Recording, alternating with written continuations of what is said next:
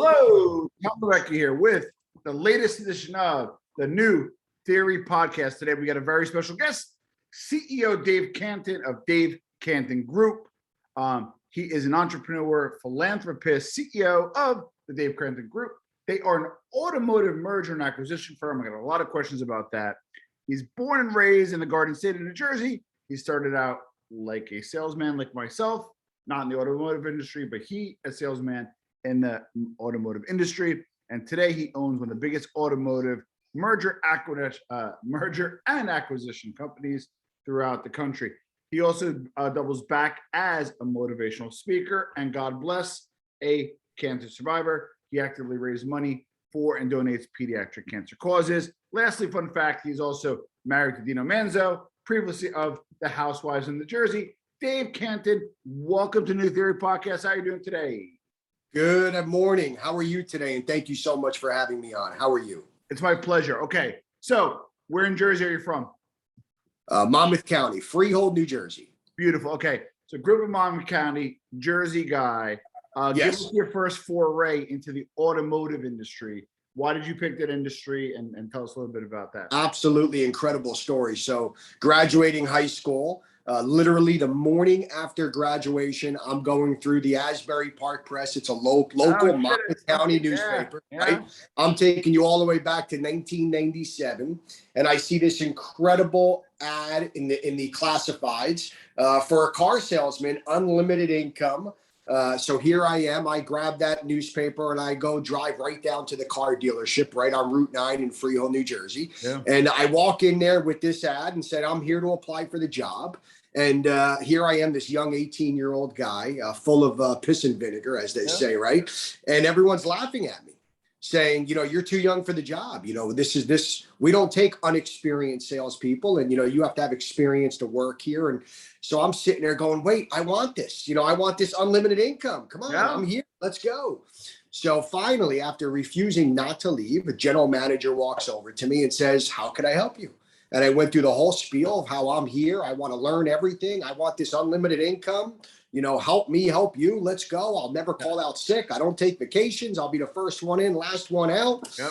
And he says, I'm sorry, but we only hire experienced salespeople.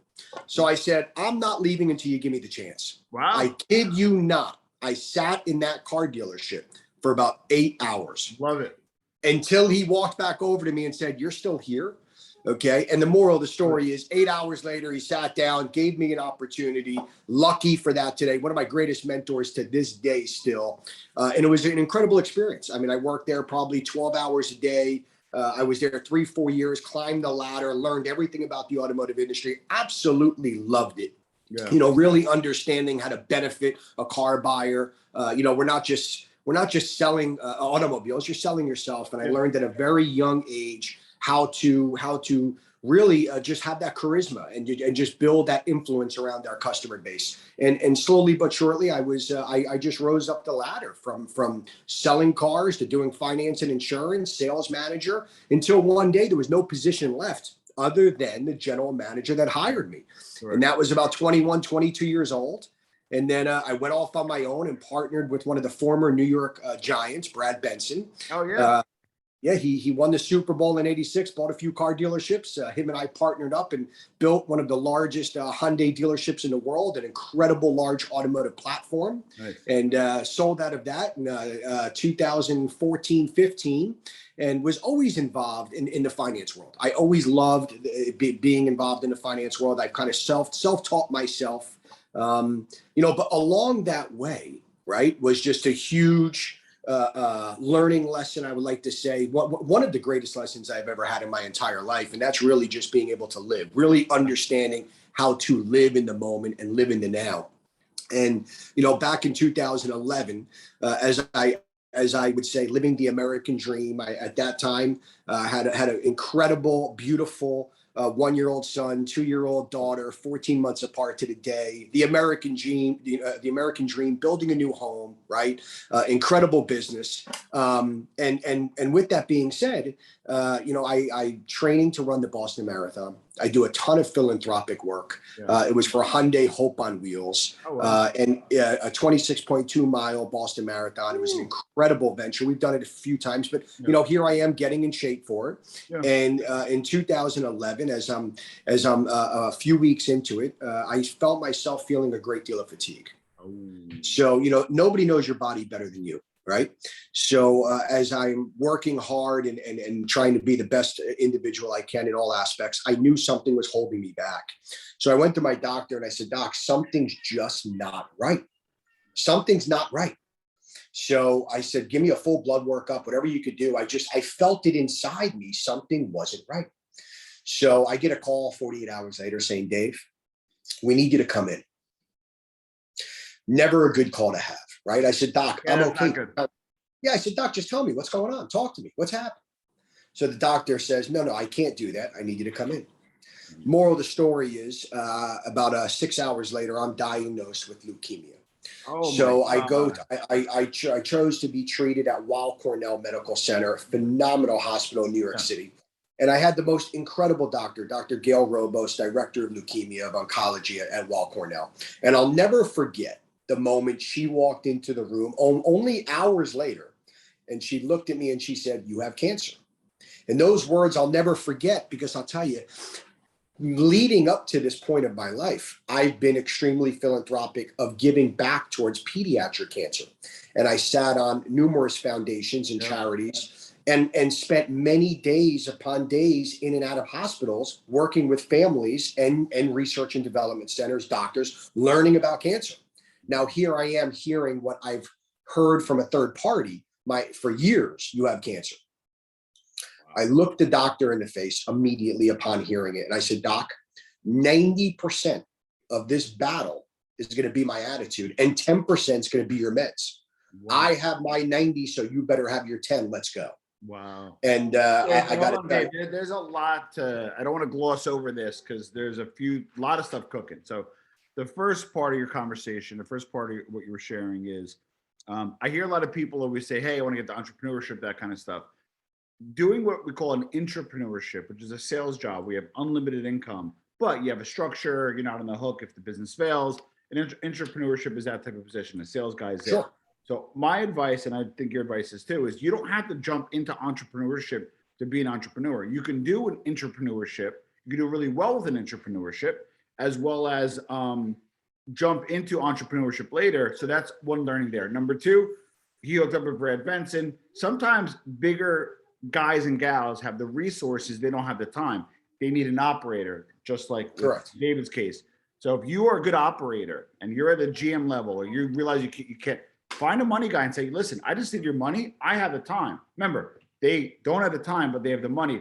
The third is, and Dave could speak to this as well, but leukemia disproportionately affects children. So he probably was very aware of leukemia, what it does, and because it's related to pediatric cancer, I think it's probably the number one pediatric cancer in terms of severity and like I hate to say this, probably morbidity as well, but mortality as well. But with that being said, is he got thrown a really big curve. So I hate to say, I just wanted to kind of just because it pulled that farther. I just wanted to kind of check in and unpack those things. So continue to go. What happened next? No. So, I mean, look, incredible. So what happened next was, like every other obstacle in my life, you have two choices. You could deal with it head on and create a positive state of mind and kind of reset your mindset, or you can live in that moment of really allowing that to take over you. Right. And I think that's the biggest problem today. And it's been one of the biggest problems is people have to learn to adjust in order to reset their positive state of mind, because we're going to get thrown curveballs throughout our entire life in many different areas of the arena. And it's just learning how to deal with it. So moral of the story is voluntarily discharged myself from the hospital. Wow. I don't know. Within 3 weeks later, ran that Boston Marathon. I was on chemotherapy for 5 years. Okay. 5 years straight from that time of discharge. my wife and I decided that being on this chemotherapy would not be the proper course of action for me for the rest of my life. There really is no cure for leukemia or the leukemia that I was diagnosed with. So in 2017, we voluntarily chose to come off the chemotherapy. And I'll tell you, one of the most incredible moments of my entire life was going back for my first exam. Okay, my first exam, my first blood test after voluntarily coming off chemotherapy. And the doctor calling me in a room and saying, I need to go back and take that test again. Wow. So I go back in, I take that test again, and she comes out about 2 hours later and says, I don't know what to say, but you're undetectable. We cannot find the leukemia. And I am lucky to say, and thankfully blessed to say, they still have not found it to this day. Wow. So here I am living, I would say, cancer-free, leukemia-free, and I put a lot of that towards the work, put towards clearing my positive state of mind and really redirecting my mindset and having a great support system. I think that's key as well. Right. Having people around you that are positive, that want to help you maintain that positivity on a daily basis, because it's tough. And I feel bad for everyone around the world that has to hear those three scary words. You have cancer. Yeah. But the key component is to immediately direct yourself to a positive state of mind, because attitude is probably your best key component towards beating it. Wait, Dave, I'm with you on the positive affirmation. Like, there's been studies done where like a grandmother will have like terminal cancer and like a week to live, but the granddaughter's wedding is in 6 months and like died shortly after. So there's like medical studies. This isn't like voodoo hocus pocus, right?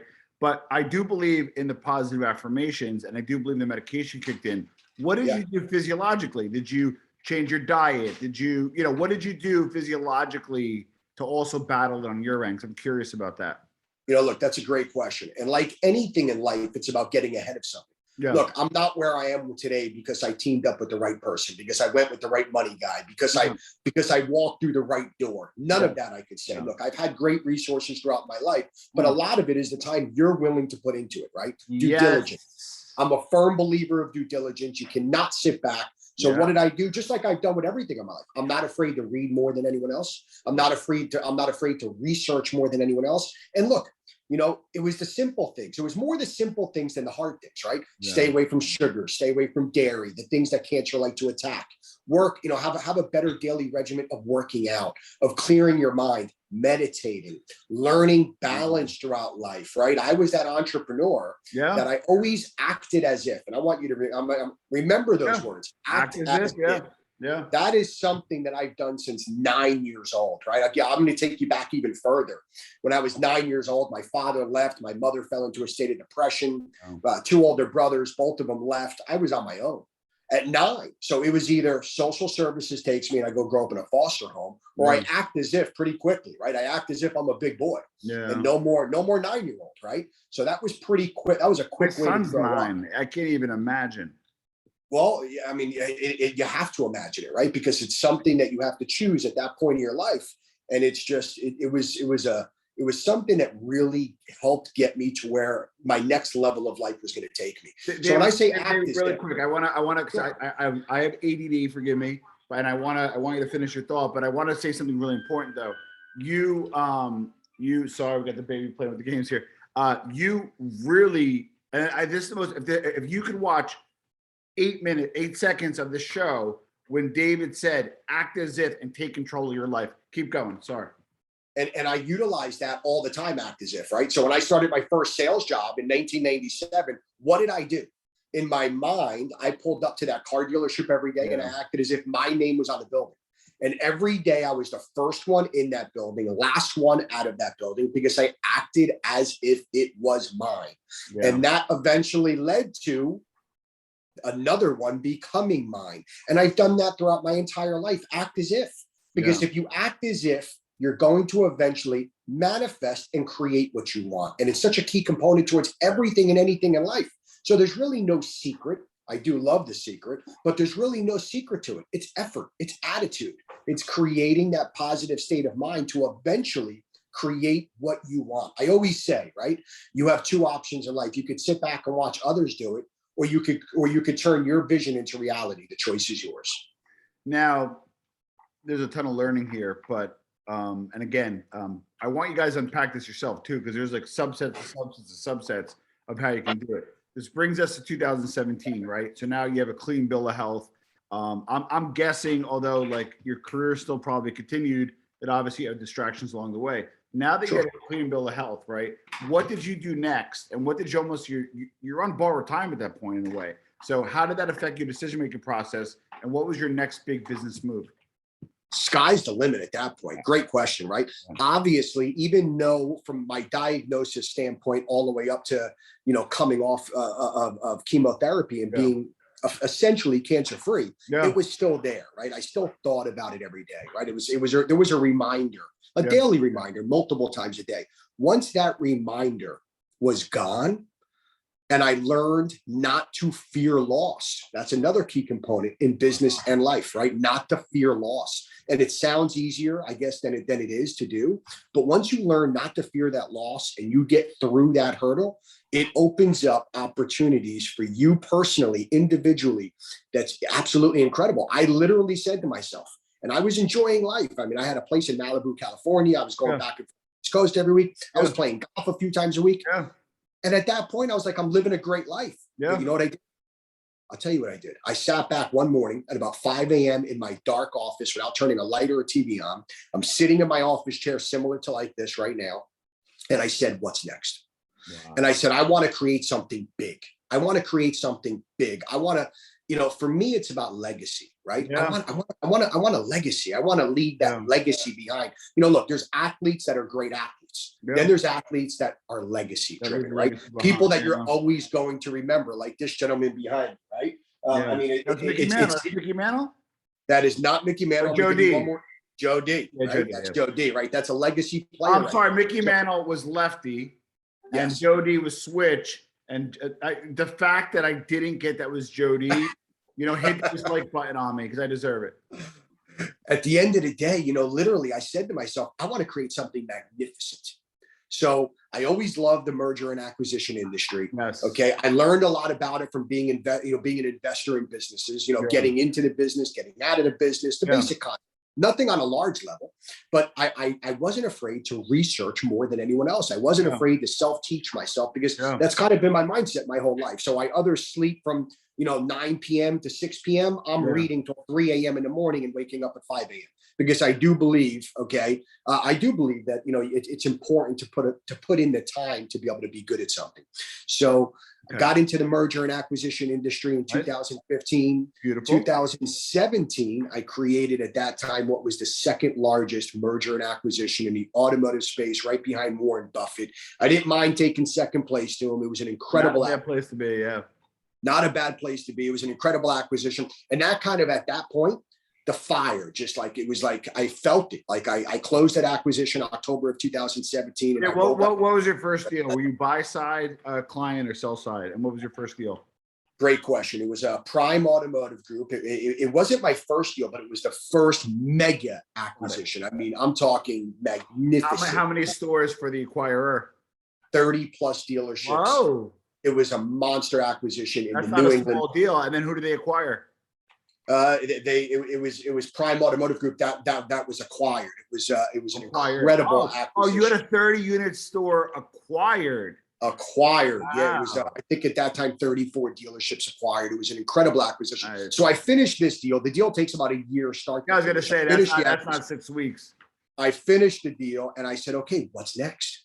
And that's where the thought process of Dave Cantin Group, DCG acquisitions came about. So what did I do at that point? I literally went around the entire country and I interviewed with hundreds of individuals, the greatest executives from the automotive manufacturers, the greatest merger and acquisition automotive attorneys, the greatest automotive CPAs and accountants, the greatest Wall Street financial individuals that were coming out of Wall Street at the time, former dealer principals or current dealer principals that owned car dealerships but wanted something bigger and better at change. And I literally handpicked one of what I believe to be the best team a company could ever build. And that team is still with me today. We have revolving door isn't even the word.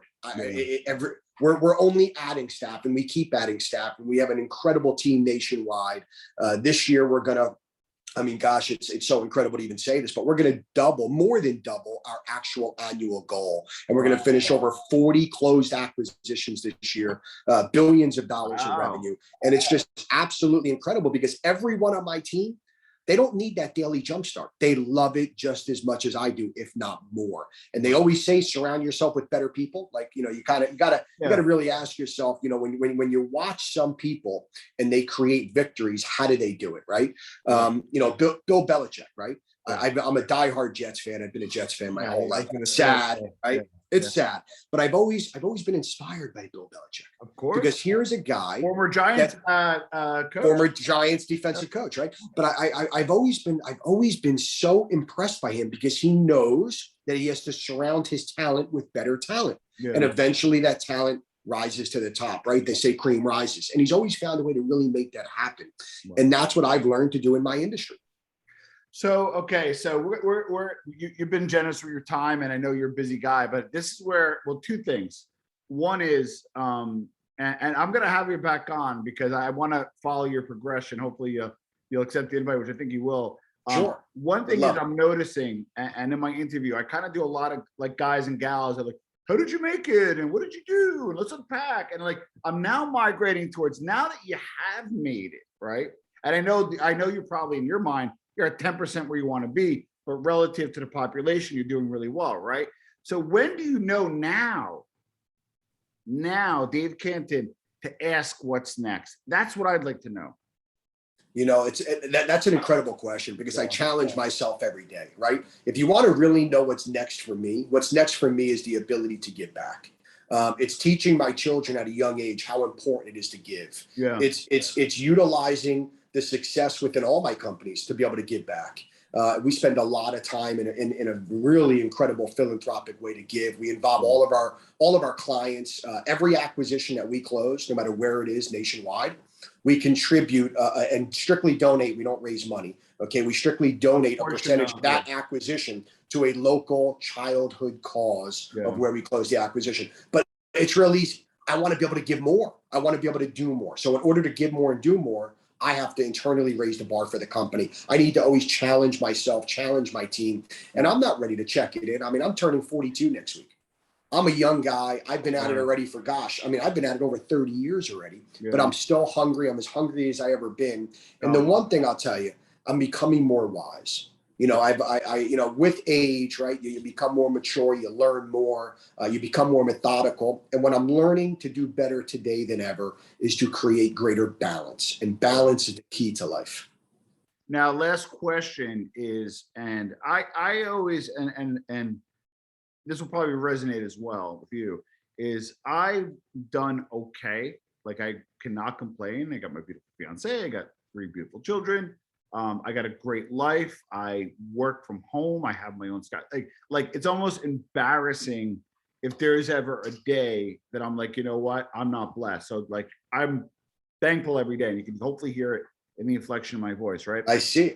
But I've also made some mistakes where I could have done a lot better, right? A lot better, probably like about 3-4x better, right? So I'm obviously going to find that balance of, hey, I want to get there without compromising, who I am. But when do you start thinking about legacy? Because I'm not there yet. So like, when do you start thinking about legacy?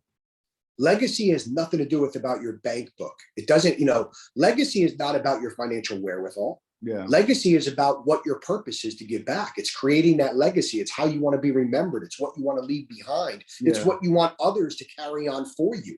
It doesn't matter if you have $10 in the bank or 10 million in the bank. Yeah. What really matters is what you choose to do with it.